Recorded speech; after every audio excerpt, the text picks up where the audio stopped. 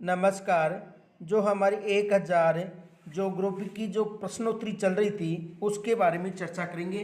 देखो, हमने 82 प्रश्न तक पीछे देख लिए थे, कौन कौन से प्रश्न बनते। अगला प्रश्न है, बनास बेसिन राजस्थान के किस भौगोलिक विभाजन का हिस्सा है? तो कौन सा बेसिन है? पूर्वी मैदान। देखो यहाँ पर ये याद रखना दोस्तों, पूर्वी मैदान है, उसमें 4 बेसिन बनते हैं। एक माही बेसिन बनता है, एक चंबल बेसिन बनता है, एक बनास बेसिन बनता है और एक बाणगंगा बेसिन। तो ये 4 में से कोई सा पूछे तो आपको पूर्वी मैदान बताना है। तो बनास बेसिन राजस्थान के किस भौगोलिक विभाजन का हिस्सा है? पूर्वी मैदान का, ये याद रखना। फिर है, प्रतापगढ़ किस क्षेत्र का भाग है? तो कांठल का मैदान। देखो, माही नदी को प्रतापगढ़ क्षेत्र में कांठल के नाम से भी जाना जाता है और माही नदी को कांठल की गंगा या जो अपवा तंत्र है इसे कांठल की गंगा के नाम से पुकारा जाता है। या दक्षिणी जो राजस्थान है उसकी गंगा भी कहा जाता है इसे, ये भी याद रखना। आदिवासियों की गंगा भी कहा जाता है। तो प्रतापगढ़ किस क्षेत्र का भाग है? कांठल का मैदान। अगला प्रश्न है, राजस्थान का कौन सा भौतिक प्रदेश खाद्यान्नों का कटोरा भी कहा जाता है? मैंने आपको बताया था कि सबसे ज़्यादा उपजाऊ जो जलोढ़ मिट्टी है ये पूर्वी मैदान में पाई जाती है और पूर्वी मैदान को खाद्यान्नों का कटोरा कहा जाता है, ये याद रखना। और यदि अन्न का कटोरा पूछा जाए तो याद रखना, अगर जिला पूछा जाए तो आपको श्री गंगानगर बताना है। तो देखो, राजस्थान का कौन सा भौतिक प्रदेश खाद्यान्नों का कटोरा कहा जाता है? पूर्वी मैदान को। अगला है, दक्षिणी पूर्वी पठार में पठार के 2 भाग हैं, एक विंध्यन का पठार है और एक दक्कन का पठार, ये याद रखना। दक्षिणी पूर्वी जो पूर्वी पठार इसके 2 भाग हैं, एक विंध्यन का पठार एक दक्कन का पठार। अगला प्रश्न है, विंध्यन कगार भूमि जिन 2 नदियों के मध्य स्थित है वह है चंबल और बेनिस, ये याद रखना। किन नदियों के मध्य स्थित है? चंबल व बेनिस के मध्य, चंबल व बनास के मध्य स्थित है, ये याद रखना। यहां पर चंबल और बनास है, चंबल व बनास, ये याद रखना। चंबल बनास बेनिस के मध्य, किन किन के मध्य है दोस्तों? चंबल व बनास बेसिन के मध्य है विंध्यन कगार भूमि।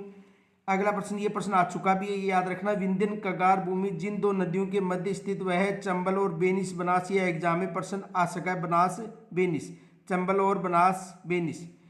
राजस्थान में विंध्यन कगार क्षेत्र किस प्रकार की चट्टानों से निर्मित है? तो ये बलुआ पत्थर, ये भी एग्जाम में प्रश्न पूछा जा चुका है कि राजस्थान में विंध्यन जो कगार क्षेत्र है उसमें किस प्रकार की चट्टानें पाई जाती हैं? तो बलुआ पत्थर पाया जाता है, ये याद रखना दोस्तों। कौन सा पत्थर पाया जाता है? बलुआ पत्थर पाया जाता है, ये एग्जाम में प्रश्न आ चुका है, इसको गलत मत करना। अगला प्रश्न है, राजस्थान में किस भौतिक क्षेत्र में मुकुंदरा की पहाड़ियां स्थित है? वेरी वेरी मोस्ट माना ये हाड़ौती का पठार, यानी ये प्रश्न आ चुका है। राजस्थान में किस भौतिक क्षेत्र में मुकुंदरा की पहाड़ियां स्थित है? तो हाड़ौती के पठार में। किस में है? हाड़ौती के पठार में। अगला है, राजस्थान के कौन से भूआकृतिक क्षेत्र में मुकुंदरा और बूंदी की पहाड़ियां स्थित है? तो दक्षिणी पूर्वी का जो पठारी क्षेत्र, याद रखना।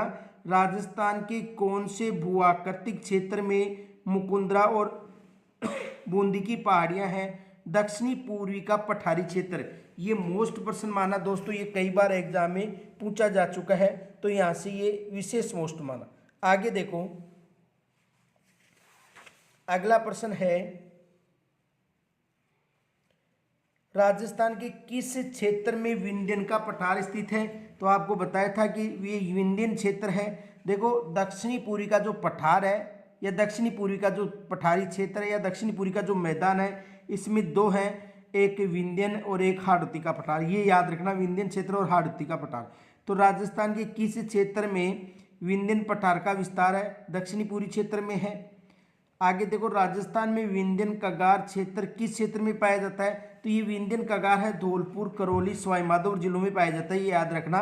राजस्थान में विंध्यन कगार क्षेत्र किस क्षेत्र में पाया जाता है? धौलपुर, करौली और सवाई माधोपुर क्षेत्र में इसका विस्तार पाया जाता है, ये याद रखना। हाड़ौती के पठार में शामिल है कोटा, बूंदी, बारा और झालावाड़। देखो, कई जगह आपको बांसवाड़ा भी मिलेगा, ये याद रखना। कि हाड़ौती के पठार में यानी बांसवाड़ा क्षेत्र भी कुछ शामिल है। तो हाड़ौती के पठार में शामिल है कोटा, बूंदी, बारा और झालावाड़। देखो यहाँ पर कोटा, बूंदी, बारा, झालावाड़ को हाड़ौती क्यों कहा जाता है? क्योंकि यहाँ पर हाड़ा जो चौहान थे उनका क्षेत्राधिकार रहा है, तो इस कारण हाड़ा चौहानों के कारण इस क्षेत्र को हाड़ौती के नाम से पुकारा गया है। और यहाँ की जो भाषा है वो भी हाड़ौती भाषा है। कौन सी भाषा है? हाड़ौती भाषा है, ये याद रखना। तो हाड़ौती में कोटा, बूंदी, बारा और झालावाड़ क्षेत्र शामिल है। अगला प्रश्न है, डग गंगधर उच्च भूमियां अवस्थित हैं। तो ये जो भूमि है ये हाड़ौती के पठार में स्थित है, याद रखना। डग गंगधर उच्च भूमि कहाँ पर है? हाड़ौती के पठार प्रदेश में है। अगला प्रश्न है, घोड़े की नाल आकृति वाली रामगढ़ पहाड़ी राजस्थान में कहाँ स्थित है? ये वेरी वेरी मोस्ट माना, घोड़े की नाल की आकृति वाली रामगढ़ पहाड़ियाँ ये शाहाबाद उच्च भूमि क्षेत्र में है। शाहाबाद उच्च भूमि क्षेत्र याद रखना, ये प्रश्न आ चुका है, यहाँ से प्रश्न बनने की संभावना भी है। झालावाड़ है तो ये हाड़ौती के पठार में कोई सा जिला है पूछे, चाहे कोटा बूंदी पूछे, चाहे बूंदी पूछे, चाहे बारा या झालावाड़, तो झालावाड़ अवस्थित है हाड़ौती के पठार में, ये याद रखना, यहाँ से प्रश्न बन सकता है। अगला प्रश्न है, हाड़ौती पठार में राजस्थान का कौन कौन सा क्षेत्र सम्मिलित किया गया है? तो दक्षिणी पूर्वी क्षेत्र, यानी जो दक्षिणी पूर्वी का जो क्षेत्र है राजस्थान में वो हाड़ौती में शामिल है। अगला है, कोटा बूंदी का क्षेत्र कहलाता है, हाड़ौती क्षेत्र कहलाता है, यानी कोटा बूंदी का जो क्षेत्र वो क्या कहलाता है? हाड़ौती का क्षेत्र कहलाता है। अगला है, दक्षिणी पूर्वी राजस्थान में स्थित भौगोलिक प्रदेश जाना जाता है। तो दक्षिणी जो पूर्वी राजस्थान है इसकी यदि भौगोलिक प्रदेश की बात करें तो मैंने आपको बताया कौन सा आएगा दोस्तों? हाड़ौती का पठार आएगा दक्षिणी पूर्वी। ये देखो दक्षिणी पूर्वी में जो भी राजस्थान है उसमें हाड़ौती का पठार शामिल है, ये याद रखना क्योंकि यहाँ से एग्जाम में प्रश्न बन चुका है। अगला है, डांग लैंड किसका नाम है? तो जो करौली का डांग क्षेत्र है, आपको बताया था डांग की रानी भी कहा जाता है करौली को, तो डांग लैंड किसका भाग है? करौली का पठार। और डांग की रानी पूछे आपको तो करौली बताना है, ये याद रखना, यहाँ से प्रश्न बन सकता है। तो ये डांग लैंड किसका भाग है? करौली के पठार का। छप्पन का मैदान राजस्थान के किस भाग में स्थित है? तो देखो दक्षिणी भाग में स्थित है और यहाँ पर जो माही नदी का जो बेसिन है वहाँ पर स्थित है। यहाँ पर 56 गांवों का समूह है, लेकिन यदि 56 की पहाड़ियाँ पूछे तो आपको कमेंट के द्वारा मुझे ये बताना है कि 56 की पहाड़ियाँ कहाँ पर स्थित हैं, ये याद रखना। ये तो 56 का मैदान है, 56 का मैदान दक्षिणी भाग में जो बांसवाड़ा डूंगरपुर है उस क्षेत्र में है। लेकिन यदि आपको ये पूछे कि 56 की पहाड़ियाँ, ये तो 56 का मैदान है, 56 की पहाड़ियाँ कहाँ पर हैं, तो आप ये मुझे कमेंट के द्वारा बताओगा कि 56 की पहाड़ियाँ कहाँ पर स्थित है।